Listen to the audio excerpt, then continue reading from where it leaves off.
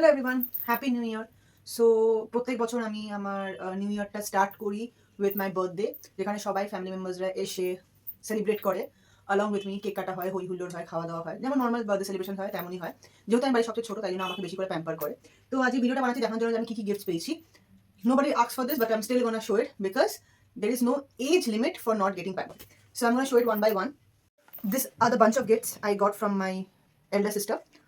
ওর থেকে এতগুলো গিফটস পেয়েছি। এর মধ্যে mascara, lip gloss, hair serum, nail polish অনেক কিছু আছে। এইটা আমাকে একজন আমার দাদা দিয়েছে। এটা একটা থার্মোফ্লাস্ক, তার সাথে আমার পারফিউমটা যেটা আমি ইউজ করি। This was gifted by my best friend. আমার ট্রাইপডটা ভেঙে গেছিলো, তো শি গিফটেড মি দিস। এটা অনেকটা বড় হয় ট্রাইপডটা, so it was very thoughtful as well as useful for me. এটা আমাকে আমার অফিসের কলিগরা গিফট করেছে। এইটা আমাকে অফিসের একজন কলিগ গিফট করেছে। ইটস আ হোম ডেকর, তার সাথে এই চকলেটটা যেটা আমি খেয়ে মোটা হবো। This one is gifted by one of my very close friend. Because আমি কনগ্রেশন স্টার্ট করি, তাই জন্য একটা ring light and watch, because আমার যেহেতু ওয়াচের খুব শখ। আমার আমার দিদি গিফট করেছে অ্যান্ড দিদির হাজব্যান্ড মিলে গিফট করেছে। তো এটা আমার খুব পছন্দের। এটা আমি জমিয়ে রাখবো, পুজোতে পড়বো। আমি কোনো আমার একটা ব্যাড হ্যাবিট আছে, আমি কোনো জামা পরে ফেলি না।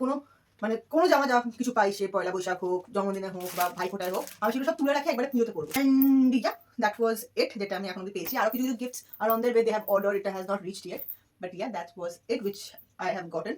So as I was saying, কোনো বয়স লিমিট হয় না প্যাম্পার হওয়ার জন্য। So have a very great year ahead for everyone. So yeah, bye.